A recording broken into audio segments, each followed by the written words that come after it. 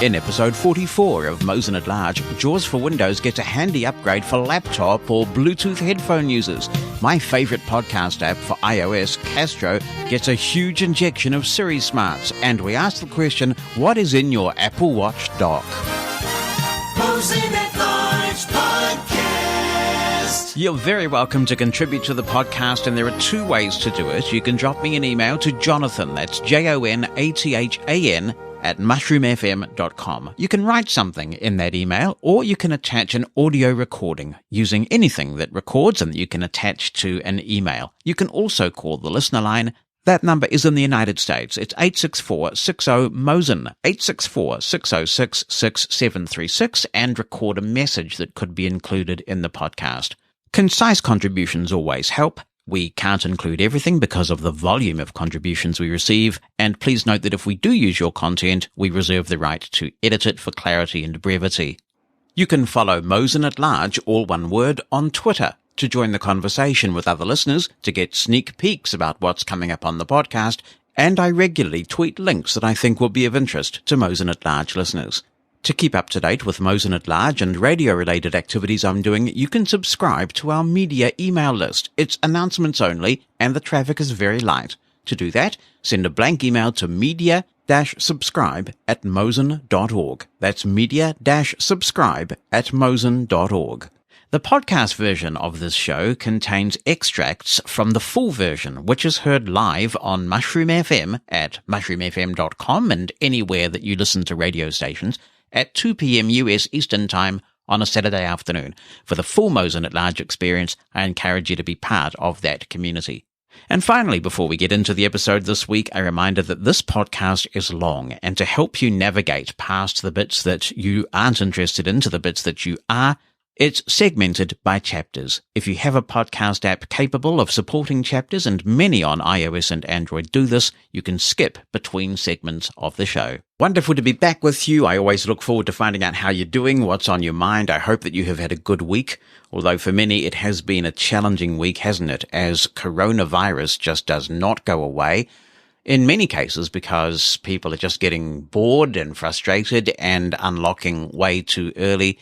It's sad to see some cases increasing in some states in the US because relaxation took place too early. And I note that Apple has opened some stores and they're now closing them again in certain states because of that, because of COVID-19 just not being under control. In Australia, in Victoria, it looks like there may be some tightening of restrictions there. And here in New Zealand, we haven't had it all smooth sailing either. We were, of course, expecting to see some COVID-19 cases come in because New Zealanders are allowed to come home.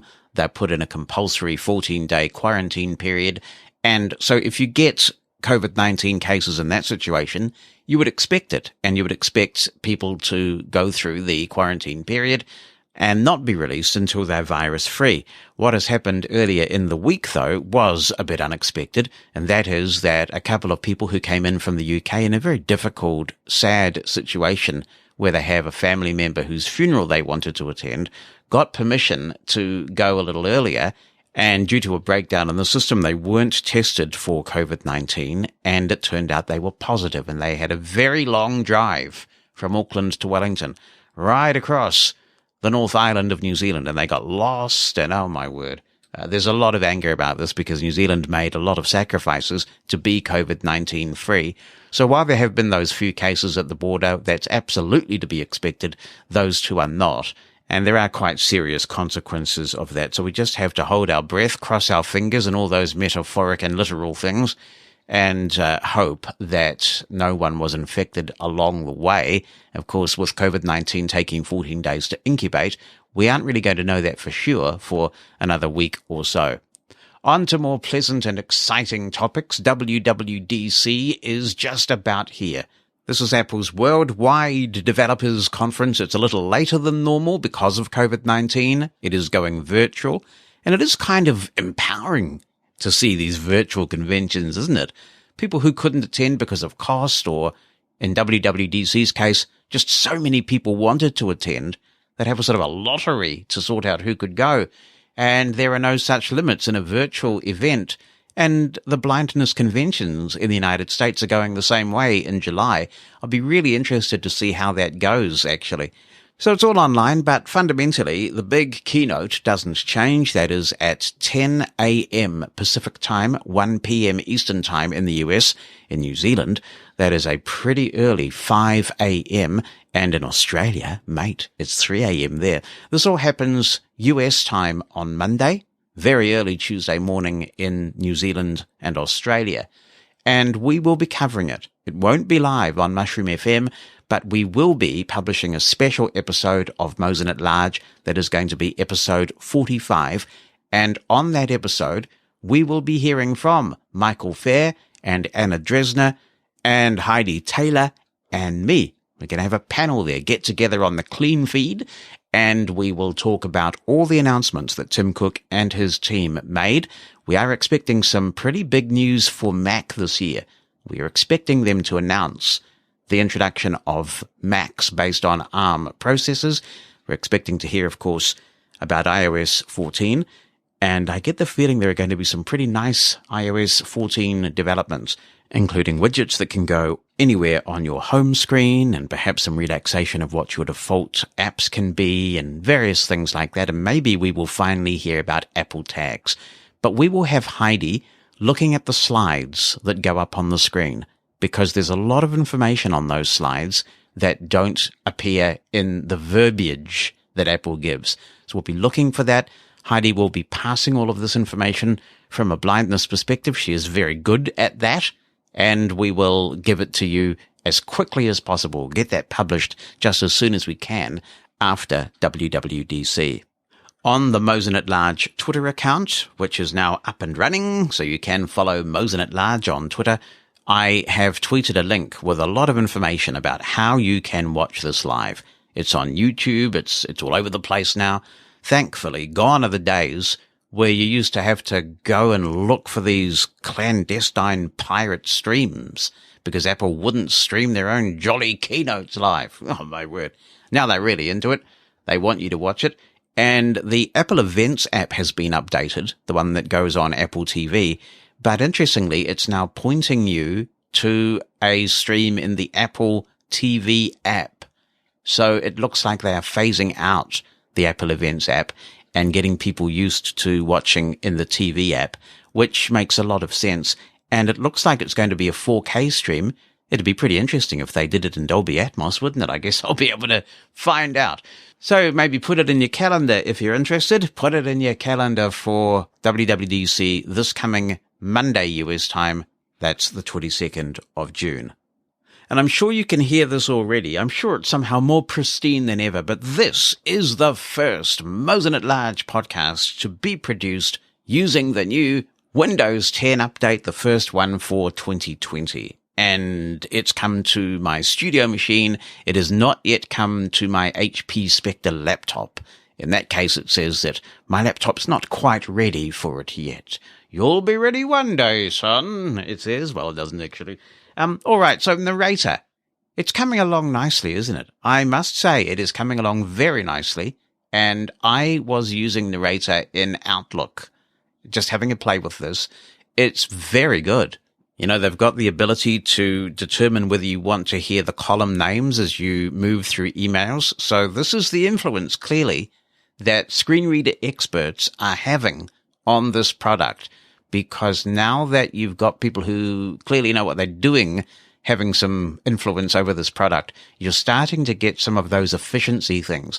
Using sounds a lot more than verbiage is a really sensible efficiency gain type thing.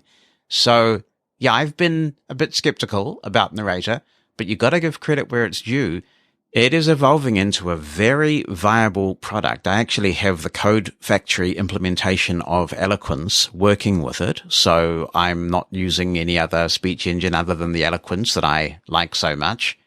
I do think, though, that if Narrator is going to continue to develop, they're going to have to find a way to push Narrator updates via Windows Update so that maybe we can get updates more frequently than any big major build of Windows.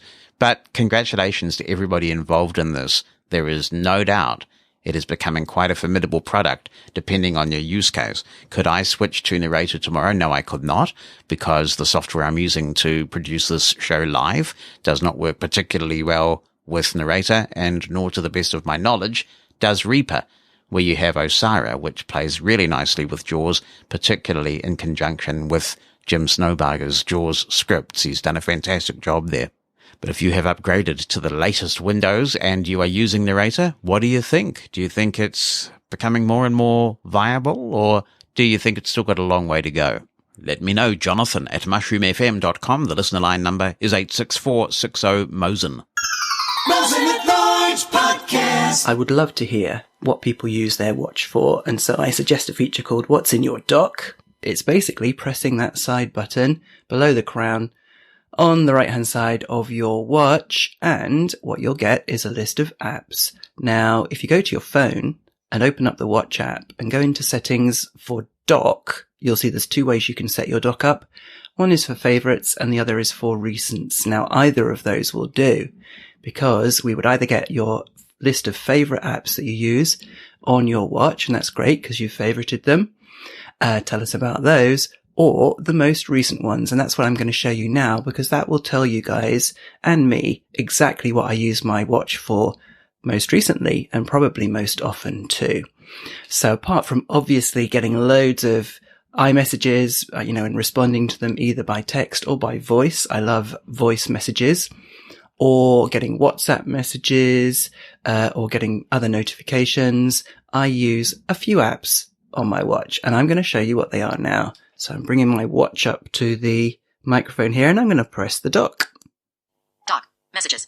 And first in my dock is Messages. Unsurprisingly, you guys know what the Messages app is like. If I flick to the right. News. News. That's the BBC News app. Brilliant. I get lots of headlines popping up as notifications on my watch, and I can tap on them, and it will take me through to this news app, and it will give me the full story. Tile.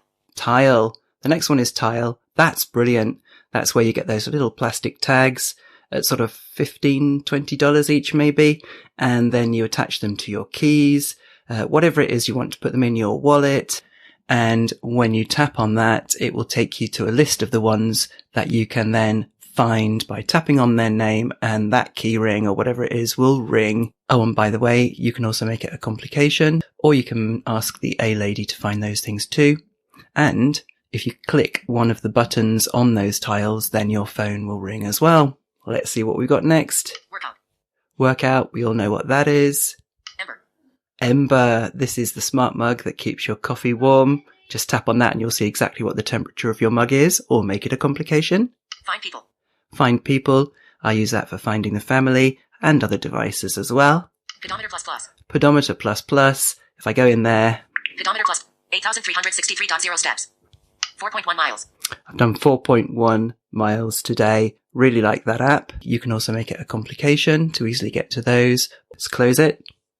Dock. Pedometer plus all apps. Button.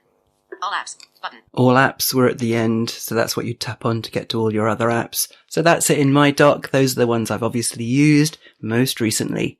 Hey guys, what's in your dock? What a jolly good conversation starter that was, Robin. Thank you very much for sending that in. Much appreciated. And of course, Robin is doing his Dot to Dot podcast, and he comes out with a new podcast episode every day. The man is prolific. Prolific is what he is. So if you're interested in the soup drinker, you should definitely subscribe to Dot and learn about all sorts of exciting things that he tells us about in that podcast. I want to say a few things about accessing apps on the Apple Watch. So I shall volunteer and see if other people chime in on this what's in your Apple Watch dock question. The first is that I rely on getting apps in 3 ways. One is just by launching them with Siri. The other is that I use the infograph watch face on my Apple Watch. This was introduced with, I think it was Series 4.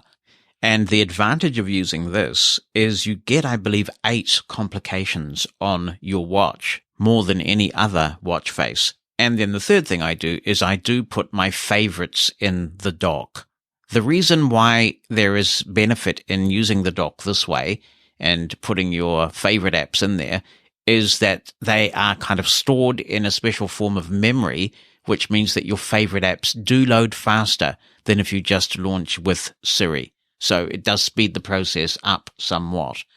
All that said, I have had a few troubles in my time with battery life on the Apple Watch.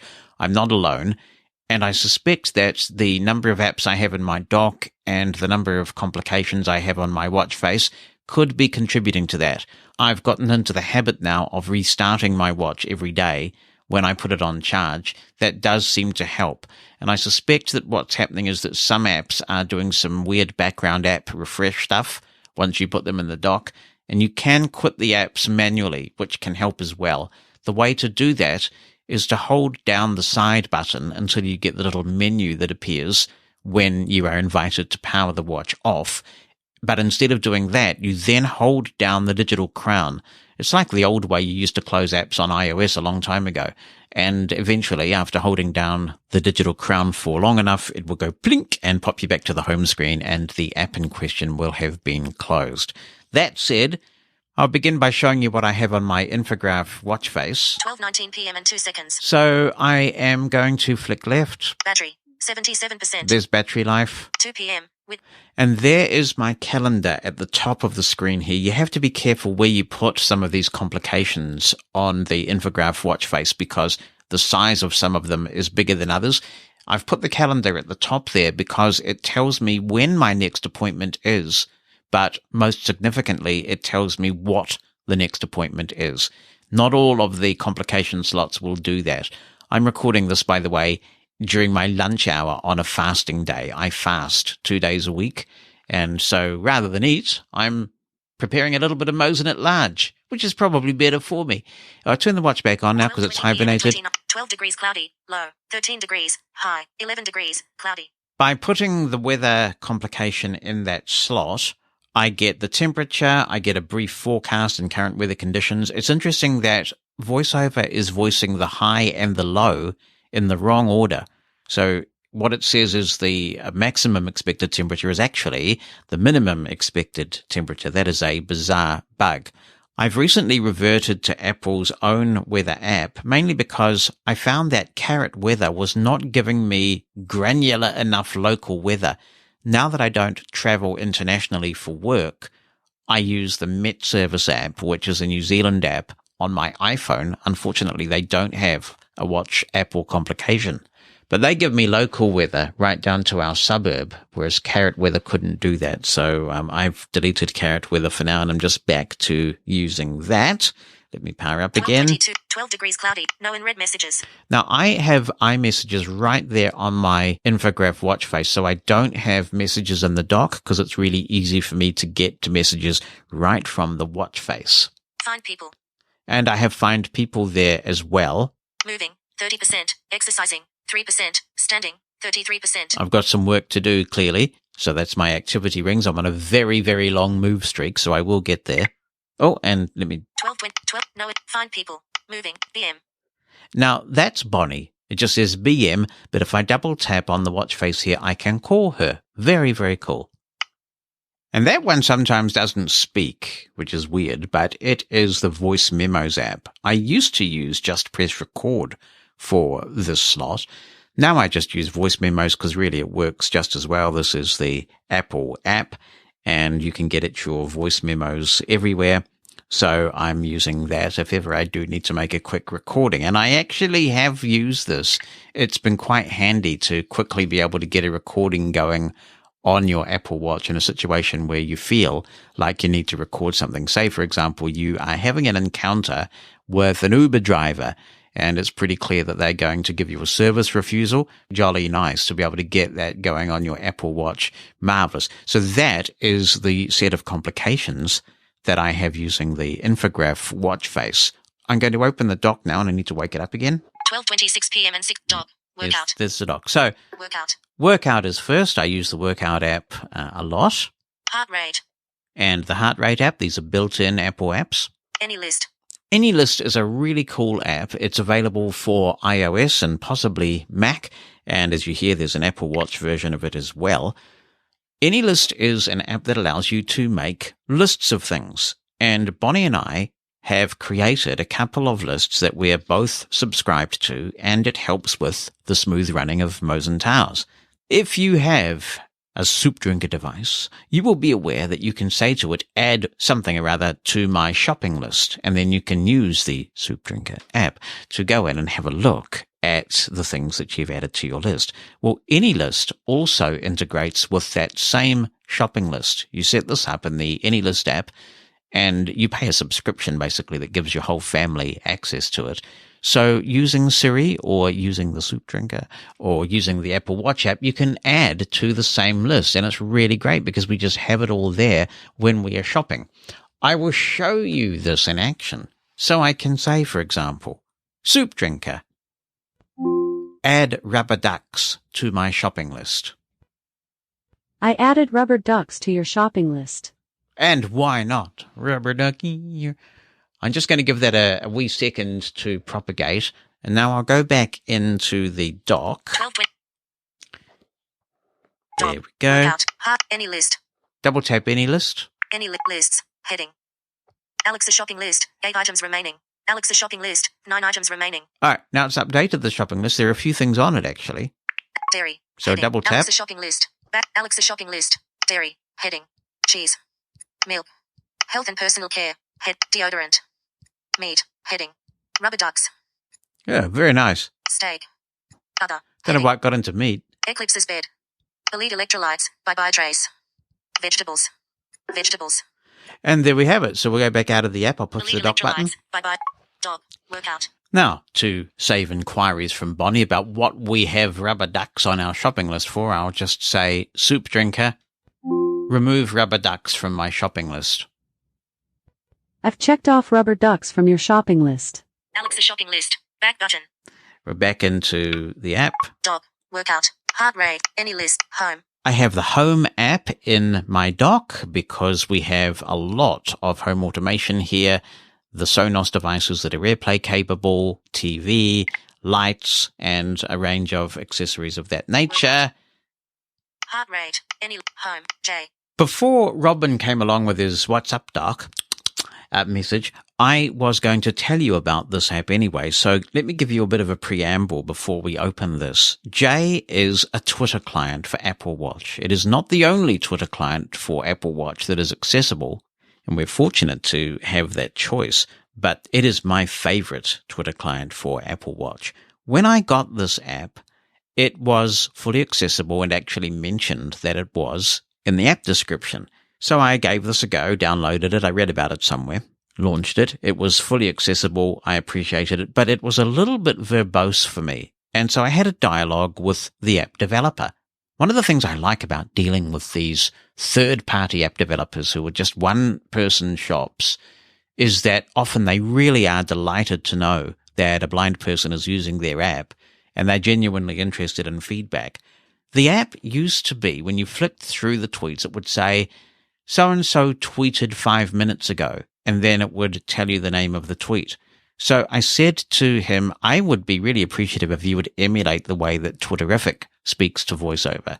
What that does is it says the name of the person tweeting, and then it sends a comma to VoiceOver so that you know when the name of the Twitter account has stopped and the tweet has begun, and then it puts the date at the end, because then you can skip the date if it's of no interest. If the date is before the tweet, then you're going to have to sit through the dates to get to the tweet. So he took all that feedback on board and released an update towards the end of last week, which had all those VoiceOver fixes in. And it was only a day or two after I'd made the suggestion. So I cannot recommend this app highly enough. A responsive developer, a really cool way to browse tweets on your Apple Watch. And it's just called J, J-A-Y. So we'll go back in. We've obviously gone to sleep now. Dog. Workout. Any. Home. J. I'm going to just go into this app and show you. J. Dennis Lembre. Hashtag hands-free hashtag coding. 2 minutes ago. Quoted tweet by Victor Tserin. This is a really cool website for hands-free coding. Check it out and forward around. Hands-free coding vertical line A hacker's guide to ditching the keyboard and mouse. Handsfreecoding.org. Hashtag in. See, it's just brilliant for browsing tweets. I can flick right. Vaughn Davis. Nice to show you around the office at Rob Treacher Viva La Gonda. 2 minutes ago. To take further action, just double tap on the tweet. Vaughn Davis tweeted. Back button. Vaughn Davis tweet. Nice to show you around the office at Rob. Reply. button. There's a reply button. No retweets, button. 1 likes, not liked. Save tweet, not saved. Replies. No replies found. No replies found. If you save the tweet, you can read the tweets on your iPhone using the companion app. Replies. Save tweet. 1 likes. No retweets. Reply. Button. And if you double tap the reply button, you're able to dictate a reply and send it as a tweet. So it will convert your dictation into text and send that as a tweet. If I back out of here. Night. Vaughan date. Back button. There we go. Back button. And I'll long press now. And we have a little menu that's button. popped up. Latest. Button. That gives you your latest tweets. Tweet. Button. And you can compose a tweet from here. More. Button. More. Button. And if we double tap the more, we get a sub-menu. More. J. Back button. My profile. Button. Mentions. Button. We can go to our mentions list. Messages. Button. Search. Button. So you do get direct message access, which some Apple Watch clients don't do, and you can even search here. Trending. Button. And look at trending topics. Enjoying J. Show your support red heart. Share. Button. Need help or have suggestions? Let's connect on Twitter. Happy face with hugging hands. And I'm following the developer on Twitter. Open J developer's Twitter profile. Button. Version 2.7.6. Version 2. Now, so if I go back. Trending. Search. Messages. Mentions. And double tap mentions. Mentions. It will be getting my new tweets. Mentions. Vaughan Rolls. Jonathan Mosen, do you use a video doorbell? If so, which one? This is a Google household, but it looks like Ring are the only ones that run on batteries that are known to be accessible. 4 hours ago. So that's J for Apple Watch. A great way to read tweets. I highly recommend this app. So I'll go back to the dock. Dock. Workout. Heart. Any. Home. J. Parcel. Parcel, you throw your tracking numbers at it. It automatically detects the carrier that the package is coming from and tracks it for you and sends you push notifications. You can also inspect your parcels in a list to find out where your packages are. I don't have any active deliveries right now, Mentions. but if I go back button. in here, Vaughan Rolls. okay, we're back in J. I'll just go back to the dock. Workout. There's parcel. Workout. Heading. It's just Loading. launching, and now Loading. Second. Hearing. Delivered. Unify gear. I talked about the Unify gear, and it shows that it was delivered. Parcel. Heading. And if we hard press on this screen, we get another menu. Sort by. Button. Deliveries filter. Button. Deliveries filter. And so you can limit your look to, say, deliveries that are currently active rather than deliveries that are past. So the parcel app's really cool for just checking where your packages are from any carrier. Parcel. And it's Heading. very accessible. Unify gear. Now, so we'll go back into the dock. Dock. Workout. Heart. Any. Heart. J. Parcel. Sonobit. Remote for Sonos. We have a large number of Sonos devices at Mosen Towers, and this is my favorite remote control app. And yes, it still does work with Sonos S2. It has been a cause of breakage for some third-party apps, but this Sonobit does seem to work Workout. for Heart. Any. Home. S2. J. Sonobit. Remote for So Sonos. we'll open up here. Studio Sonos. Heading. I currently have the Studio Sonos room in focus. Toggle mute. Volume down. Volume up. Select group. Button. Play. Button. If I double tap the play button, Play. then, yep. Oh, it's Sarah Hillis doing Come By the Hills as I record this. Good show. And so in the studio, I have Play. 2 play 5s and a sub. Play. Oh, Pause. we'll Button. double tap pause. There we go. And it's paused. If I flick left, oh, we've got a volume up and down. Previous track. And Button. Next track. Previous track Button. and next track. Next track. Pause. Play. Select group. Button. And select group. If I double tap that, Select group. all the Sonos groups are here. Back. David Sonos. Guest Sonos. Nicholas Sonos. Studio Sonos. TV adapter +4. And I got 4 rooms grouped upstairs. TV adapter +4. Double tap that. Toggle mute. Button. And TV now we're adapter into the, +4. there we go. Heading. We're in there. Toggle mute. Volume down. Volume up. Select group. Play. Pause. Previous track. Next track. So Button. that's a handy way to just control your Sonos devices from your wrist. Dock. Workout. I'll go back to the dock and flick through J. here. Past. Sonnet. Uber. I have the Uber app on my watch. You never know when you need to call some transport. Tile. Like Robin, I have the Tile app on the watch in my dock because I have a lot of tiles and I can find where things are. Nano. Nano is the last thing in my Apple Watch dock, and it is a Reddit client for Apple Watch. Reddit is a kind of a discussion service It is like a lot of these places on the internet. There are some parts of it that are pretty dodgy. I mentioned that in last week's episode, actually, when Addy was asking about an accessible iOS Reddit client. But I do get a lot of useful information from Reddit as well. It's all about what parts of these places you spend time on. And I have the Nano Apple Watch app, which is accessible. And that means that if I feel like it, I'm somewhere and I want to quickly check, say, the Sonos subreddit to find out what people are saying currently about the Sonos Arc or something like that, I can just do that and spend a bit of time looking at Reddit. So those are the apps that are in my Apple Watch dock, and it would be great to hear about what are in yours if you have an Apple Watch. Jonathan Mosen at Large Podcast. Hi, Jonathan. It's Dave Vandermolen here from Ontario, Canada. I love your podcast and I look forward to it each week. I've got a few things on my mind that I thought I would mention. First of all, as you know, but many others may not know, I'm a part-time audiobook narrator. You gave me a really good tip a few months ago regarding using an audio interface with my laptop to record books in Windows 10, and I use Audacity to record with and edit my recordings. Anyway, Access World is publishing a series called Employment Matters, and in the April 2020 issue, there's an article about me and how I do the work that I do. During the interview, I mentioned that you had given me that suggestion regarding the audio interface, and they included that in the article. So I want to thank you very much for that, and you might want to give that article a read.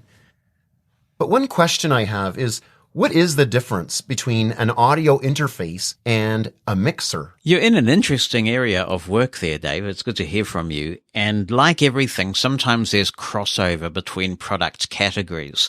There are audio interfaces that have some mixer functions, and increasingly there are some mixers that have audio interface functions. Traditionally, an analog mixer would have a series of channels and then functions for each channel like equalization and balance, and they'd be analog, and you would connect that mixer, that analog device, into an audio interface that would take an analog signal and encode it digitally to send to a computer. A basic audio interface would just have an input and an output, and you would handle all of the multiple input needs that you might have from your mixer. Now it's not that clear-cut because you can get mixers that have a number of USB ports. In fact, there are some mixers that are purely digital, like the Soundcraft Signature 12, is it FX, I think, that quite a few blind people are using. That's essentially an audio interface and a mixer combined, because each channel appears as a device in Windows and you can combine them, and that is pretty cool. Allen and Heath do a similar product. I believe the Z10 that Robin was talking about on last week's show works that way. And similarly, you can have some audio interfaces that have basic balancing. So you can connect multiple devices now to the one audio interface and balance them, sort of send them to one output and do all sorts of things like that. But now it's becoming a lot more of a gray area. Certainly you could get a mixer that performs both functions, and you can get audio interfaces that now perform both functions. During the most recent episode of Mosen At Large, the Mantis Q40 and the Q-Braille XL were talked about a little bit. I actually have 3 Q-Braille XLs, 2 at work and 1 at home. While the hybrid keyboard works somewhat okay with JAWS and Windows, I say somewhat because it lags a bit when you enter keystrokes on the Q-Braille, the Bluetooth keyboard commands don't work at all with TalkBack and VoiceOver. The Braille hotkey commands work, but not the Bluetooth keyboard commands, which is a major disappointment, especially with Android, because there aren't many Braille hotkey commands available. What's also frustrating is that HIMS tech support has been non-existent when I've tried to get answers. HIMS claims that the Q-Braille hybrid mode works with Android and VoiceOver, but it doesn't, and I've spent literally hours trying to make it work. What makes me really angry about all of this is that we spend a lot of money on these devices, but we really don't have a chance to try them before we buy them. I know there are conferences we can go to check out the equipment, but I don't want a salesperson standing over my shoulder while I'm putting the equipment through its paces. A couple of years ago, I would have been excited about a product like the Mantis Q40 being available, but now I'm pessimistic and skeptical, anxiously awaiting comments from people after they've tried it out. Another issue I want to bring up is that the iOS version of the Google Calendar app is partially inaccessible. The organization for which I work uses Google Meet as its platform for staff meetings and, believe it or not, coffee breaks. Links to those meetings are posted in the Google Shared Calendar, but for some reason I can't find those links in the Calendar app. I find the event and can go into it, but not the link to the actual meeting. What I have to do is, on my PC, which doesn't have a camera, I use Chrome to go into the calendar, then I copy and paste the meeting link into an email that I send to myself. Then I go into that email with my iPhone and click on that link. Then I can get in. I had hoped to make this process easier by using an Android phone, but the QBraille Android issues I mentioned earlier don't make it worthwhile. I do have a Braille Note Touch Plus, but I can't join Google Meet meetings with that. I emailed HumanWare about that issue, but haven't received much help from them either. Even if I could use the BNT Plus to join those meetings, the camera, because of where it is positioned, would be useless. I don't know whether an external camera would work, but as I say, the Google Meet app doesn't even work with the BNT Plus. Another thing about the BNT Plus that I didn't find out about until yesterday is that it doesn't work at all with BrailleBack and TalkBack, so you can't use it as a Braille display and keyboard with an Android phone. This, to me, seems totally weird, since the BNT Plus is an Android tablet. So that's my rant for this week. Best wishes to you and your family, Jonathan, and best wishes to everyone listening to this podcast. Bye for now. Thanks, Dave. A possible solution for your calendar issue, I would have a go at Fantastical. I think it's actually pronounced Fantastical, see, because it's a pun on calendars. Fantastical is a well-supported, accessible app, and it works with a wide range of calendars. I have not used the Google Calendar app when I worked for Aira, which was in the Google ecosystem. I simply integrated my Google Calendar with Fantastical, and it was a beautiful thing. So if you download that, and it is spelt the way it sounds, Fantastical, all one word, from the App Store, they do have a premium version. I'm not sure if you can try this Google Calendar configuration without the premium feature, but the premium subscription is now a subscription, so you can take it out, and if you don't like it, you can cancel the subscription. You should be able to access the Google Meet links from Fantastical from your Google Calendar, and then that should open up the Google Meet app, and you should be in business. So if you try Fantastical, let me know if that solves your problem. It's a brilliant app. And it has the advantage of being able to enter natural language appointments. I can go into the edit field of Fantastical and say, meeting with Dave van der Molen on Friday at 6 a.m., and it will fill in all the fields. Brilliant app. And I'm pretty sure that will solve your issues with Google Calendar. They have actually come out with a really cool update this week. It's been a good week for software, I tell you. And in this update, they have very tight integration with all of the major conferencing services, Zoom, Teams, Google Meet, a whole lot of other things.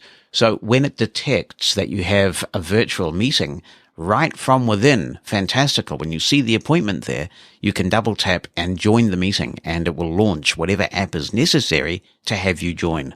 And incidentally, Google is coming up with some pretty interesting ways to engage with Google Meets now. Many people may not realize that there are these really cool shortcuts you can do with Google Things with a .new extension. And now you can go to meet.new, as in meets.new, and you can set up a Google Meet meeting right from there. I haven't had a play with Google Meet yet. I'm perfectly happy with Microsoft Teams and Zoom, but it would be interesting to hear some people's recollections or perceptions of that platform. And of course, after I said it, I remembered this, but Christopher Duffley has chimed in and said that the mixer that I was just talking about is the Soundcraft Signature 12 MTK. That's right. I knew there was a suffix. The MTK stands for multi-track. He says, I have the 22 MTK myself and I really like it. He also continues, also for inputs/outputs, when you install the multi-channel driver, they're shown in pairs, 1/2, 3/4, etc. Now, this is very interesting, Christopher, because I read a review on YouTube, or I watched a review on YouTube about this mixer. I am very interested in it in principle. But the YouTube person who did this review said that if you plug microphones into the mixer, which obviously I do because I'm doing live work as well as pre-recorded work, if you plug, say, 2 microphones in, one is going to be on the left channel and the other mic is going to be on the right channel, you can't, he says, make the microphones mono for live work, which is what I need. Obviously, I don't want to be heard only out of one ear when I'm doing live work. If he's wrong about that, and if there's a way around that issue, I would be really interested in the signature mixers. But it sounded, based on his review, like it was really very good indeed for recorded work, but it may not be so good for people like me who are doing recorded work and live work. If that is a myth, I would definitely like to know about that.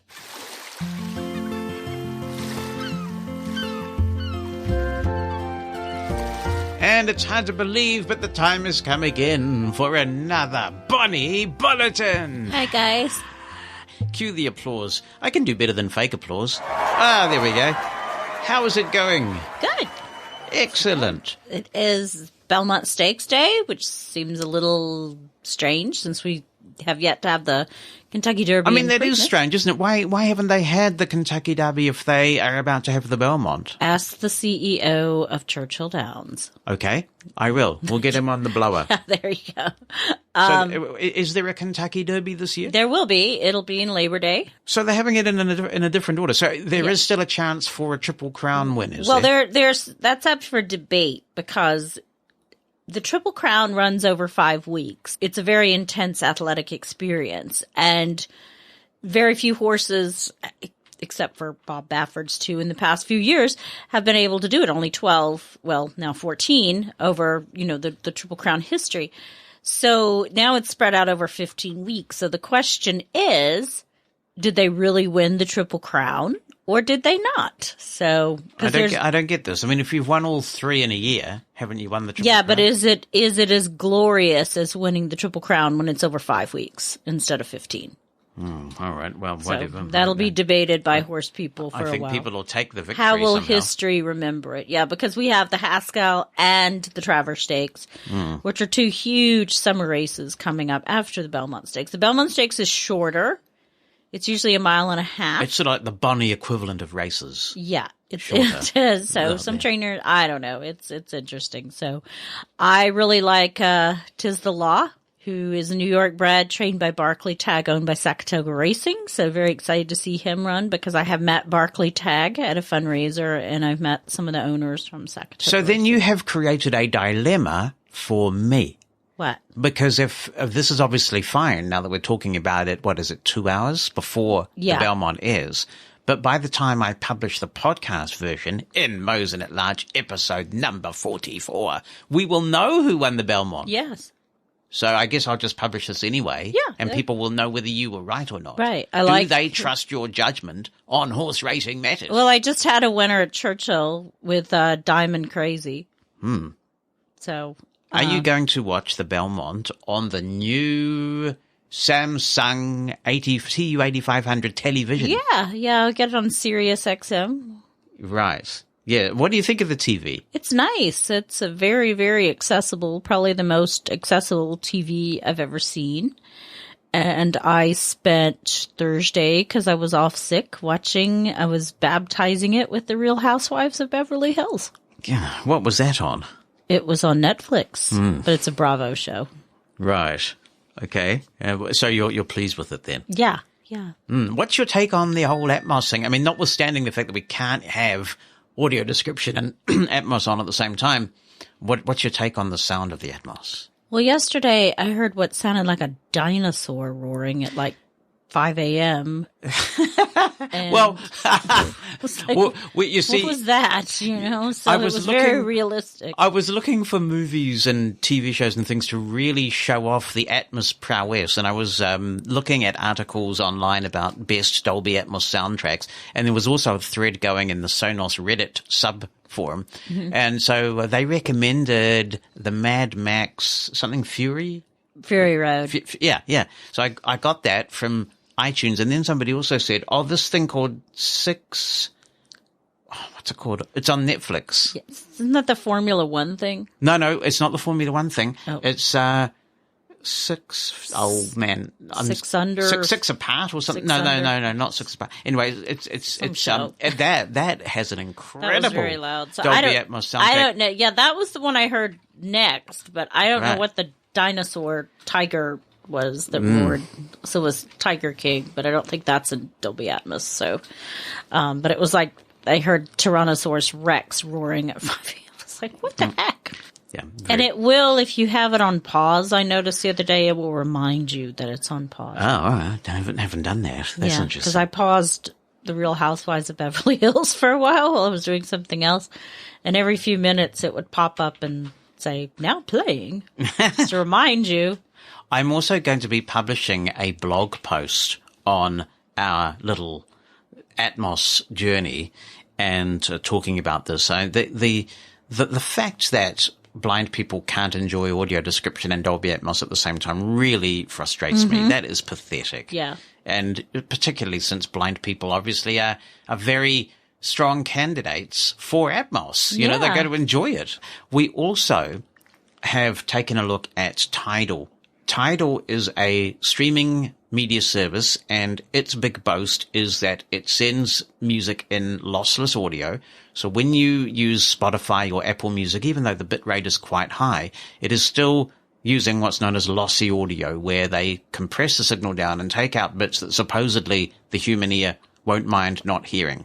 With Tidal and actually Deezer, which we've used for a very long time, you get lossless audio. Tidal seems to have a bit of an advantage in that the mobile apps also support their lossless audio format, whereas Deezer's does not. And there's also mastering from Tidal, which I think gives it a bit of an advantage too. So we've got this set up because Tidal on the Apple TV app supports Dolby Atmos music. So if you've got some music mastered or mixed in Dolby Atmos, you can play it through the Apple TV. It does seem very unfortunate to me that you can't play Dolby Atmos music just through the Sonos app itself linked to Tidal. You have to use the Apple TV as an intermediary, which is crazy. Hopefully they will fix that in subsequent builds of the Sonos S2 operating system. But we're having fun. We're geeking out. Yes, it's you and Heidi and Henry. Yeah, it's fun to geek out. Mosen at Large Podcast.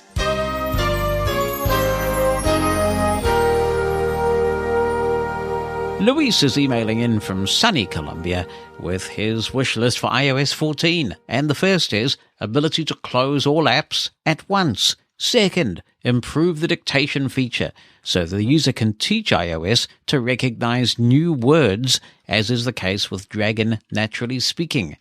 Number 3, Siri multi-language recognition, just like in Google Assistant. Number 4, the ability to send Apple TV Plus to Android smart TVs. Yes, well, my Samsung actually has Apple TV Plus built into it, mate. Built in! Marvelous. And it's got AirPlay as well. So, I mean, AirPlay is now on an increasing number of Android TVs. So I think you got your wish. You just got to have the right TV there, Luis. 5, using the volume button to answer and hang up a call. Oh, please make that toggleable. What's actually wrong with a 2-finger double tap? At the moment, of course, if you press one of the volume buttons, you mute your audio of the ringtone so you can hear more clearly who's calling. So I hope that's a toggle if they implement it. 6, and I'll switch it off, using the volume buttons to control the volume within the Sonos app when VoiceOver is enabled. I have never understood why such a conflict exists. When VoiceOver is disabled, the volume buttons work to turn up and down the music played through the Sonos app. By the way, The same problem happens in the Samsung phones when Voice Assistant is enabled. 7. Use of third-party voices outside Voice Dream Reader. 8. Inclusion of eloquence as a TTS. I don't understand why we can get vocalizer voices and not eloquence, since both are manufactured by Nuance. My understanding from listeners here, Luis, is that eloquence is 32-bit code and nobody's ported it to 64-bit. I mean, I guess Nuance could do it, couldn't they, if they wanted to? So amen to that, brother. I think a lot of us would love to see eloquence on the iPhone. 9. The ability to transfer recordings created in TuneIn Radio to other devices. This can be done in Android phones. Yes, and if you jailbreak as well. And 10, there is no number 10. Thank you, Luis. That's a really thought-provoking list of features there. Much appreciated. One thing about me is that I tend to get very enthusiastic about the things that I like, and it's probably got worse or better, depending on your perspective, since I started keeping a gratitude journal and adopted a meditation practice. I'm a lot more grateful for a lot more things. And so sometimes people think, oh man, he's on some sort of affiliate gig, or he's being paid to say this. So I should make it clear that I am not being paid to say the following things. I am just a very enthusiastic and grateful user. I think that the Castro podcast player for iOS is just the best podcast app I have ever used on any platform. You can hear a comprehensive review of Castro in episode 18 of the Mosen At Large podcast. And I am a bit late to this party, but boy, am I on board now. I won't recap all the things that I like about Castro because you can go back to episode 18 and check that out. But the reason why I'm mentioning Castro again is that, man, they have come out on steroids with a lot of great Siri support. Siri is a great time saver for everyone, but some blind people struggle with the touchscreen despite VoiceOver's excellent support. And that's why still the most common way that people consume Mosen At Large is the Victory to Stream, which is a dedicated player for blind people. It plays audiobooks and music and podcasts, and it has physical buttons. But of course, the more you have to take care of in terms of things to charge, things to carry around, things to potentially lose, the more complex your life gets. So I've always been a fan of getting your iPhone to do as much as possible. And with all of this Siri support built into the latest edition of Castro, I don't think you'll miss those physical buttons at all. I'll demonstrate some of the features built into Castro, and we'll also talk about the philosophy behind some of these features because it is quite extensible. There are people who are already, in the short time that Castro's Siri support has been out, designing some very cool shortcuts, taking advantage of Castro's deep Siri support. When you're playing podcasts with Castro, it's using Siri Intent, and that means that you have to tell Siri the app that you are working with. So often, these commands will have on Castro at the end of them, so Siri knows what it's doing. For example, let's talk to Siri here. Play Mosen At Large on Castro. I'll need to access your Castro data to do this. Is that okay? Yes. Now playing Mosen At Large with Jonathan Mosen from Castro.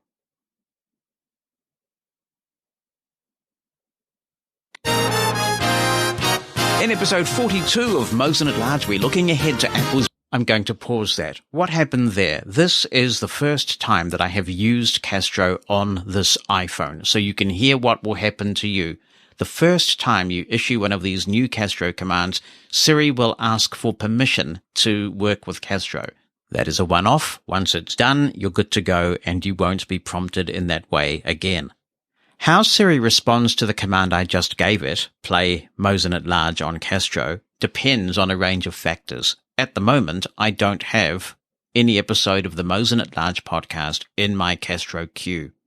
If I had, it would have first looked at the queue and said, has he got anything in here? Yes. Okay, so we'll play the Mosen At Large episode that's in the queue.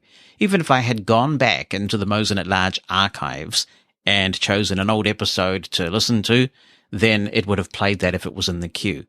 Next, it would have looked in Castro's inbox, and if you're not familiar with this terminology, again, I refer you to episode 18 of Mosen At Large.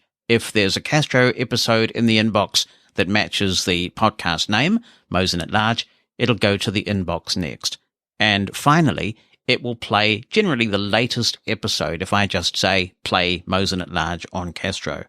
You'll notice there was a little bit of a pause when I did it, and that's because since there's nothing stored locally, Castro went out to the internet and it started streaming the latest episode of Mosen At Large. The nice thing is that this is going to work whether you're subscribed to a podcast or not. So if you just want to try a podcast out, and somebody says to you, I heard about this new podcast. I get this all the time, actually, when I'm listening to other podcasts and somebody mentions one and I think, what's this podcast like? And I can have a quick listen to it in Castro and then subscribe to the podcast if I want to do that. Some of these features are just built in and some of them require you to record phrases and activate shortcuts. The chapter support in Castro is phenomenal. Mosen At Large is indexed by chapter because typically it's a really long podcast, and I realize not everything that we talk about is of interest to everyone. So as a convenience to you, out of respect for your time, we heavily index by chapter. I'm going to resume playing. In episode 42 of Mosen At Large, next chapter. Okay, done. I always look forward to our weekly catch-ups. Thank you once again for... Next chapter. Okay, done. All right. Now, as I said, I did publish an extra episode of, and you can also do previous chapter as well to skip around the chapters. One of the things I'm also appreciating about this new Siri support is all the flexibility you have to organize your queue in Castro via Siri. Now, you have been able to do this with drag and drop before, and it takes a while with VoiceOver to drag and drop. So we can say, next podcast. To answer a question that we didn't think anyone else... What that has done is put the Mosen At Large episode we were listening to at the bottom of the queue and taken me to another podcast that I was in the middle of listening to. Now we've got an episode of Mosen At Large in the queue now, so what happens if I say, play Mosen At Large in Castro? Now playing Mosen At Large with Jonathan Mosen from Castro. Episode of Mosen At Large on Thursday. That's There we go. episode. That has worked because what it's done is it's seen the episode of Mosen At Large already in the queue and it has resumed from where we left off. What if you have a podcast that you listen to that does not support chapters? You've got a lot of control over skipping now, so I'm going to resume playing 41, in which we skip forward by 6 minutes. And in the afternoon, yesterday afternoon, as I put this show together, skip forward 13 minutes. Look at that, right on a jingle. Wow. Bullseye. So, you can skip back in the same way. Want to speed me up? All right, speed me up. Let's try this. Speed 2x. On the subject of whether you would take sight if it were offered to you, a reality check comes in from Colombia, and Luis Pena says in the discussion of the bionic eye, it's important to point out that a totally blind person since speed 1.5x. Totally blind person since birth wouldn't be able to recover his speed 1x.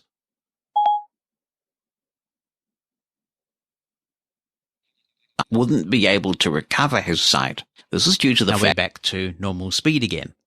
You can shuffle the queue as well if you want things in random order, which is kind of nice sometimes if you have a lot of podcasts in the queue.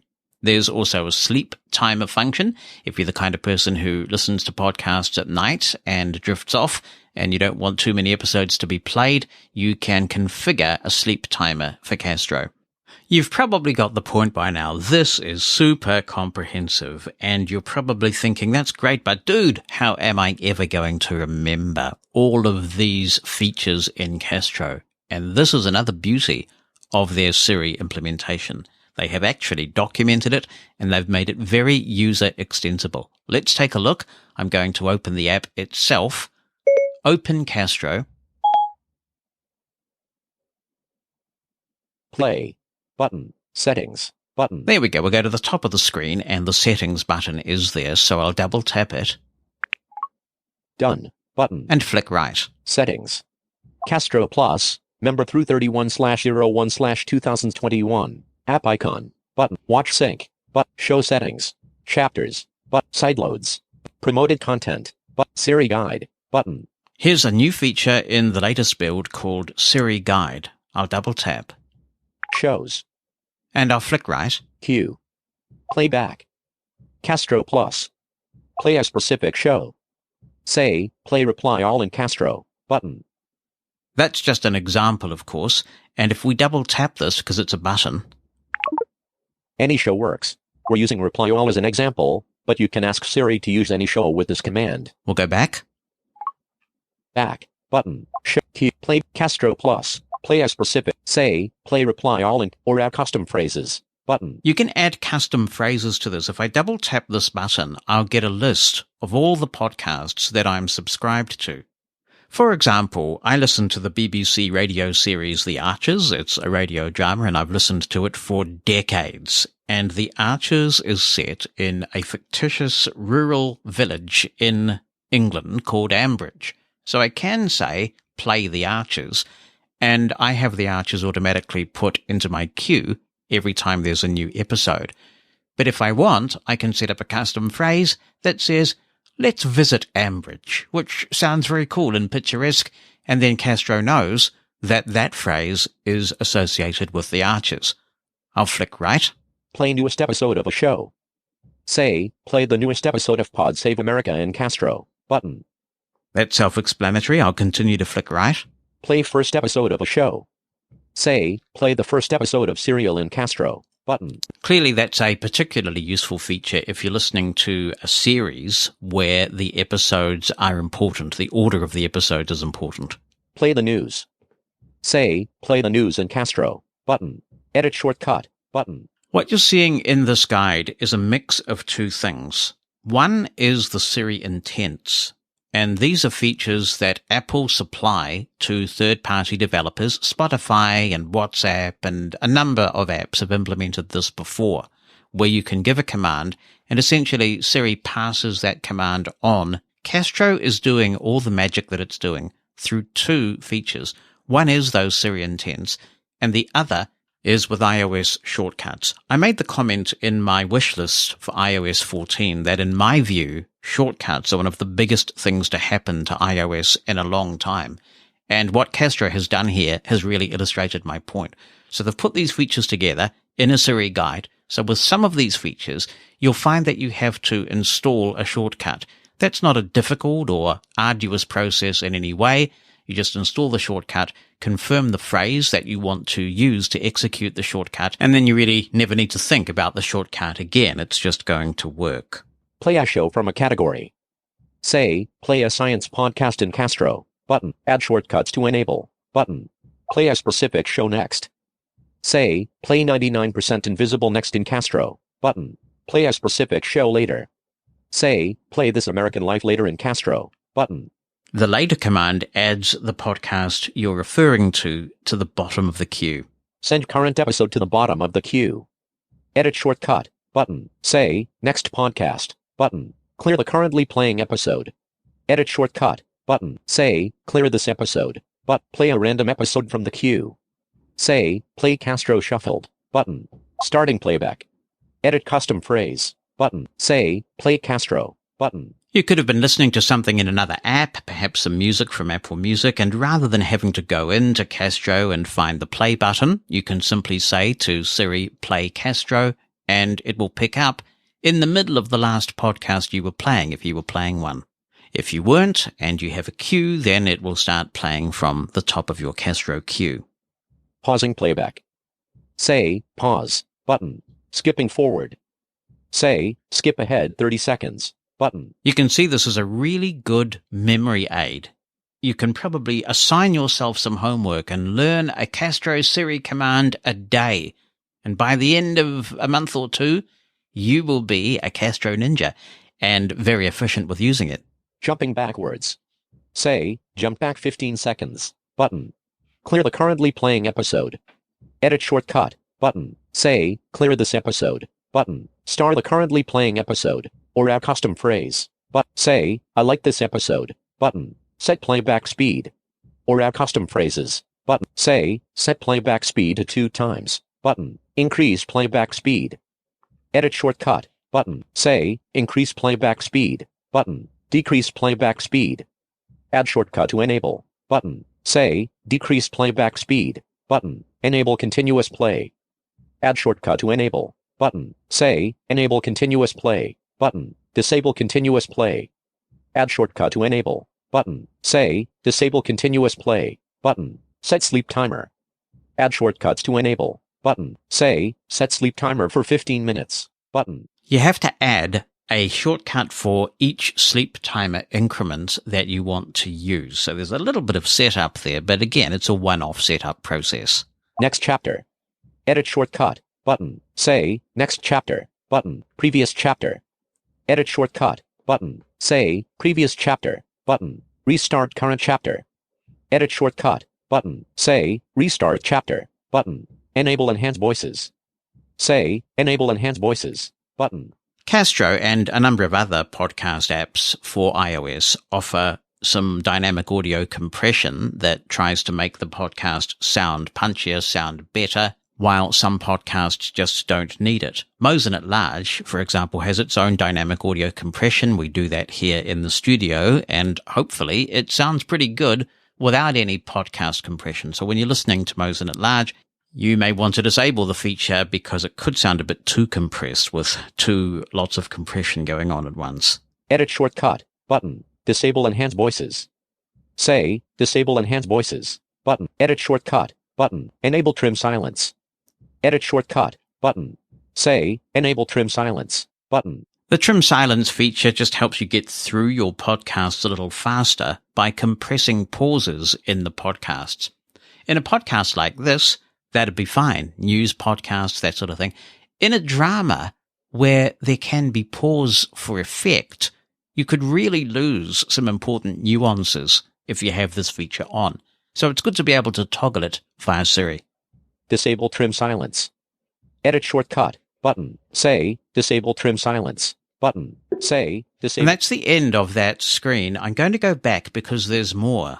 Yes, wait, there's more, as the infomercials like to say. Castro Plus, member through Siri Guide, Shortcuts Gallery, button. Here's a shortcuts gallery. What an ingenious idea. People are inventing all sorts of Siri shortcuts that pertain to Castro, and the Castro Twitter account has actually been tweeting some very interesting ones of late, but the Castro developers are also finding some great user shortcuts and putting them in their own custom Castro shortcuts gallery so you can install them, even if you haven't had time to get into the minutiae of writing shortcuts. And it's a fun thing to do. It's actually a really good introduction to the concepts of programming, working with iOS shortcuts. But if you're not inclined to do that, then other people can do the work for you. Let's see what's here at the moment. Shortcuts. I'll flick right. Old news. Install shortcut, button. Remove old news episodes from queue, button. I had a look at this shortcut, and what it appears to do is look at the category of the podcast. And if it's news, it's making an assumption that if you haven't caught up with your news podcast for a while, probably you're not going to want to, because news moves quickly. So I haven't checked the date range, but I think it might be 7 days or something like that. If you've got news podcasts in your queue that are older than a certain date, you can run this shortcut, and all the old news just gets magically removed from your queue. Genius! Clear queued episodes. Install shortcut, button. Sometimes you gotta start over, button. Yes, indeed. So you can clear the queue if you install this shortcut. Add episode entry to day 1. Install shortcut, button. From time to time, we've had people who have contacted this podcast asking about journaling apps. And consistently, whenever that topic comes up, everybody says, you gotta get day 1. It's a great journaling app and it's fully accessible. I haven't tried it myself, but this is a way to integrate Castro with day 1 so that you can journal the facts that you have listened to a particular podcast if you want to take a note of it. Keep a journal of episodes you love, button. Make episode notes. Install shortcut, button. Take notes on what's playing now, button. Subscribe in Castro.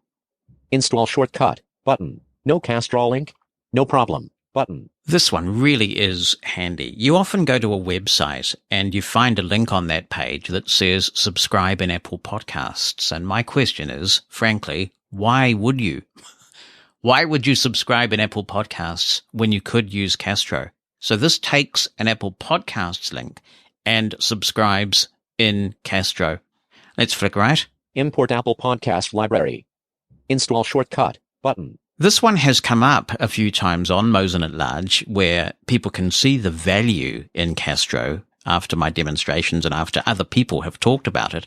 But they've said, I've got just so many podcasts in Apple Podcasts, it's a real hassle to make the switch, particularly given that Apple Podcasts really attempts to lock you in. Many podcast apps for iOS have what I consider a really ethical feature, which is that you can export your podcast feeds as something called an OPML file. It's a generic part of the RSS standards, and they also allow importing of OPML files. That way, if you find a podcast app that suits your needs, you can take all your podcasts with you and bring them elsewhere. To Overcast's credit, I was able to do that, export all my podcasts from Overcast when I realized that Castro met my needs better, and then import them into Castro. Apple Podcasts will not play in that way, at least not on iOS. So this is a way of getting around that issue. Listen, we all go through changes, button. Indeed. Tweet current episode. Install shortcut, button. Tweet like nobody is scrolling, you big nerd, button. Very cool, an easy way to use Siri to tweet the podcast you're listening to. Make something cool? Share your custom shortcuts and we might feature it here, button. As I put this recording together, these features have only been around about 24 hours in the public domain, and look at what there is already. So who knows what the Castro community will come up with in the near future. My favorite podcast app just got even better. You can, of course, find Castro in the iOS App Store. There'll be a link in the show notes. Hi, Jonathan. It's Daniel calling again from Terry. I'm calling with a question, actually this time regarding Castro. I'm not able to see a way to navigate by chapter, especially in your podcast. Is that a function that needs to be enabled via settings? Remember, I'm coming to Castro from Overcast. Thanks, Daniel, and congratulations on making the switch to Castro. The chapter support in Castro is a Castro Plus feature, and I'm wondering if that's it. If you're just using the free version of Castro, unfortunately there is no chapter support available, which certainly if you're on a budget is a big advantage of some other podcast apps. I mean, the Apple iOS podcast app now has chapter support, and you don't have to pay a cent for it. That said, the Castro Plus podcast chapter support is a beautiful thing, and you will find it all in the now playing screen. So when you've got Castro Plus, go into the full player screen, which you can double tap at the bottom of the window. You will see that you can skip between chapters. What you can also do is assemble a playlist of chapters. I try to mark up the content of this podcast extensively with chapters. And what that allows a Castro user to do is when they're playing the podcast right from the very beginning, they can go into the section where you can see all the chapters and you can deselect the ones that you're not interested in. So, for example, if you're not interested in my rantings about what I would like to see in iOS 14, you can just deselect that chapter and it will just simply skip over it when you play the podcast. So by doing it that way, by looking at the different chapters and making your choice at the beginning, you don't even have to sit there skipping between chapters. It will just automatically, seamlessly skip between the chapters that you've selected. Like everything Castro, just a brilliant implementation of podcast listening. So I hope that helps. My hunch is that it's because you're not running Castro Plus. If that's not the case, I hope I've given you some direction on where you can find it. Mosen At Large Podcast. Greetings, Mosen At Large listeners. This is Nick Janik from Long Island, New York. Normally, I wouldn't really be talking about the more serious issues on this show. I am a little bit too much of a humorist for my opinions to be all that weighty. But Tristan Clare mentioned something on the most recent episode of Mosen At Large, and I thought, I'd best not stay silent. She mentioned the Leber's congenital amaurosis clinical trials. I am a participant in the one out of Boston. I went to Massachusetts Eye and Ear in February to be screened for that clinical trial, and I need to tell you some of what I was told. First of all, the thing that really prompted me to respond to that comment was Tristan's hope that this is not a surgery. Now, keep in mind the fact that the gene they wish to edit, for me, is CEP290, and the various differing LCA genes might have different types of treatment. However, I have to tell you that in my case, it is a surgery. What they're doing is something called CRISPR gene editing. And what they do is they inject a virus into the eye that they are operating on. That virus is programmed to write code into your genome that attempts to fill in the missing information in your genes. It should be noted that we can't get everything that is missing, and I even had a clever question for the doctor, and I said, well, why can't we write these lines in a linear fashion with multiple passes of the surgery? That idea is not off the table, but we're just not there yet. They also aren't discounting the possibility that somebody who is totally blind from birth might get some benefit from this. I understand the theory involved, and to some extent I actually agree with what Luis says. However, this leads directly to why I'm participating in this. Yes, I do want sight, and have done since I was 20 years old, and a comment that I made that was intended to be entirely in jest and actually got the desired laughter didn't in fact get the desired laughter. It was more polite laughter, and it was more shown on people's faces than in their voices. That changed my desire for vision completely. This is not on the table for me. This type of vision level is not on the table for me, but I feel like participating in this trial would help do that for somebody else down the line. More to the point, I'm working with a fantastic group of people, and it is these people whom are incredibly smart, personable, and just I cannot say enough good about the team at Mass Eye and Ear. I really can't. Working with them is going to be its own reward when it comes time to do this. I'm on hold right now because, of course, of COVID-19, but I gotta tell you right now, working with these people, I cannot stress this enough. This is the best group of people I can imagine on a human level to do this work. I cannot say enough good about Drs. Eric Pierce, Kevin Ferenczak, Mirjana Nordman, and the entire team at Mass Eye and Ear who were, to a person, the most comforting people that I could imagine in a position of medical authority. In fact, part of why I was able to pass the pre-screening the first time was that I was able to, when I was getting dispirited at not getting results that they expected me to get in some ways, or at least that's what I thought internally, I was able to turn off my brain and treat it as a social exercise, as making new friends, and took the tests as a secondary concern. As a result, I wasn't thinking so hard and was able to give instinctual information that otherwise I would have spent far too long trying to get from nowhere. So that really did work out well.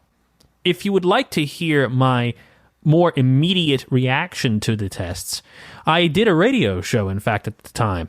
It is available in archival form, although in Ogg Vorbis format, at www.tbrn.net/domain. Look for the Digital Domain Online Radio Show for February 28th, 2020. And be warned, it's not safe for work. I do feel some responsibility as somebody who is engaging in this trial. And so, as more time goes by, and the Phase 1 clinical trial, which is mainly a test for safety rather than efficacy, continues when it does restart, I promise to be communicative about what happens and to be a resource for those, like Tristan Clare or others, who might be considering this. Fact is, the 3 years they ask for are so worth it. It's the type of thing you put your life on hold for.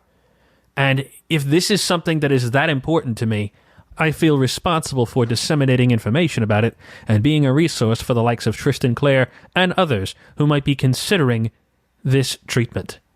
And thank you for allowing me this platform to speak. Fascinating, Nick. Thank you for sharing that. And dude, that is the ultimate in beta testing. Jonathan Mosen, Mosen At Large podcast. Freedom Scientific has released the latest version of its JAWS screen reading software. This is the June update of JAWS 2020. One change you will have noticed over the years with JAWS is that Freedom Scientific is inclined to put some pretty big new features in the mix anytime that they're available. In earlier times, you'd expect all those big features to come along in the annual update. Now, if you're current with your JAWS software maintenance agreement, or you have a subscription in markets where they are supported, you'll find that occasionally a really big feature comes along that makes an impactful difference at all times of the year. The June update of JAWS is one example of this, and I want to demonstrate the impact that it has. By way of background, I have an HP Spectre Folio laptop in front of me. It has built-in 4G, which I find very useful when I'm doing a lot of domestic travel, and it's a stylish-looking laptop. It's actually all clad in leather. So from an aesthetic point of view, yay, I get the cool creds. There is one problem with this laptop, and it's not unique to this laptop. I have seen this on many laptops that are out there right now. They are using a Realtek onboard sound driver that is trying to conserve battery life by hibernating quickly when it detects that there's no sound coming through the sound card. And when it wakes up, it's taking a fraction of a second to do the waking up, long enough for the screen reader that you're using, whether it be JAWS or anything else, to miss a little bit of the speech. So you're seeing this a lot on laptops, particularly running on batteries, and you're also seeing it if you're using Bluetooth headsets, because they're battery operated and they too are trying to conserve energy with the very laudable aim of making the battery last as long as possible. There is an external utility that tries to address this problem, a third-party app I've been using for some time called Silenzio, but now this functionality is handily built right into JAWS, and once you've set it, you can forget it.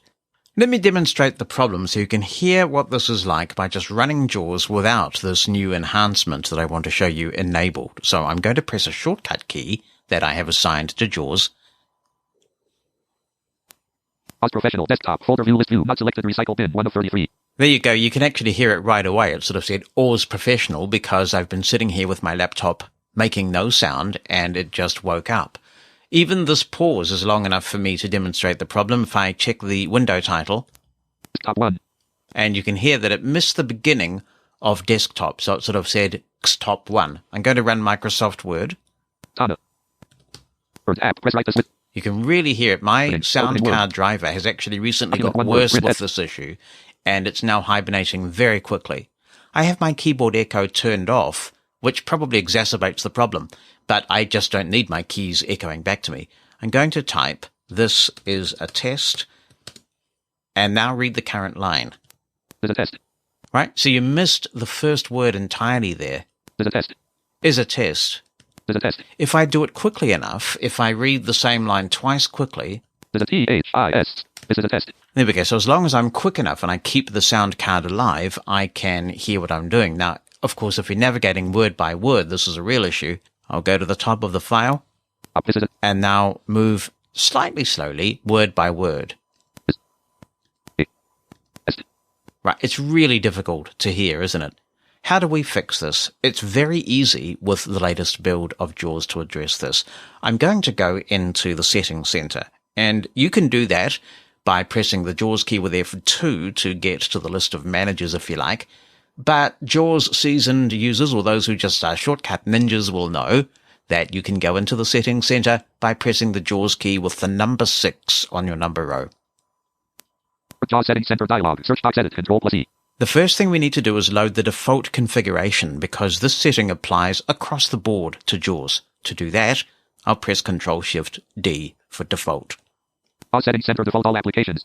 We're now in an edit field where we can search for JAWS settings. You can fossick around the tree view here to your heart's content, and you'll find just how configurable JAWS is, but I'm going to type the word cut, C-U-T, That'll be enough, and I'll press the tab key. Search results list box. Avoid speech cutoff when using Bluetooth headphones or some sound cards not checked. User. And there's an option here called Avoid Speech Cutoff, and I'm going to press tab, which will get me into the help for this feature, and do a JAWS Say All to hear the full description.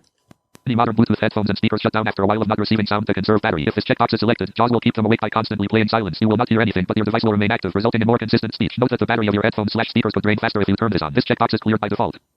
I must say I have not found anything substantial in the way of battery drain by enabling this feature.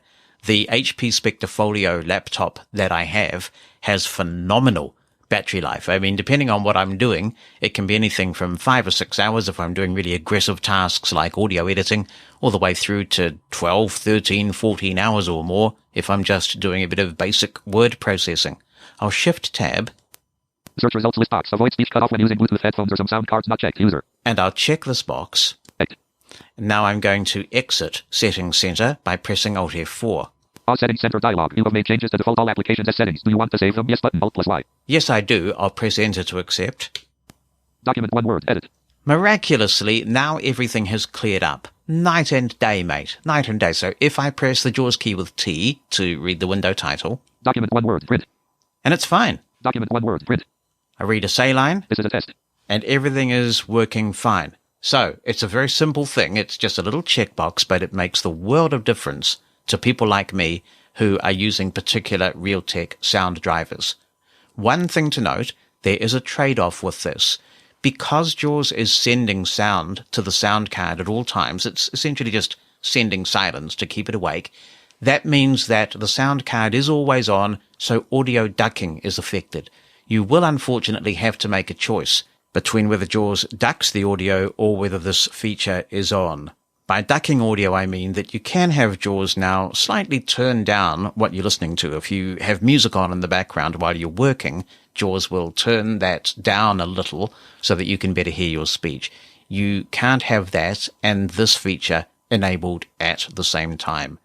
For me, the user experience has improved so much by enabling this checkbox that I'm glad to forsake the possibility of audio ducking. That's one of the new features in JAWS 2020 in the June update. And you can update from within JAWS, of course, or you can download the full install from the Freedom Scientific website. The time has come once again for another, and at this stage, the last in this current series of... The Tiffany Report. Tiffany Jessam is back again, and she says you often mention your use of Braille with a capital B. Hooray! Screen input. So I thought I would inquire if you'd ever seen my problem before. Like you, I love BSI and use it a lot. Unlike how you do it with tabletop mode, I prefer screen away mode, as holding around the two ends of the phone feels a lot more stable from dropping since I don't have a table or surface when waiting on train platforms and such. See, I can't use it in away mode. I cannot get any sensible Braille out of it at all. Anyway, Tiffany continues. In either case, I have tried resolving the problem in both screen away and tabletop modes with the charge port to the left and right with no resolve. I have used it for years, so am comfortable and generally a fast user.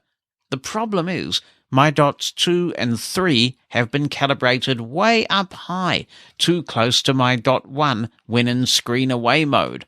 I know that I used to be told to calibrate every time I turned the rotor to BSI, but that stopped several months ago, and I cannot force it.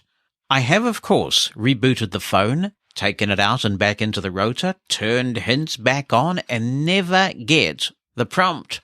I've asked several of my co-workers and even called Apple Accessibility, and nobody has a solution of how to command it to calibrate over again. It was suggested I do a factory reset, a major extreme indeed, so I didn't want to go quite that far. I tried resetting all settings without doing a full factory reset, and it still didn't resolve. I got this phone in January of last year, and the problem started a few months ago.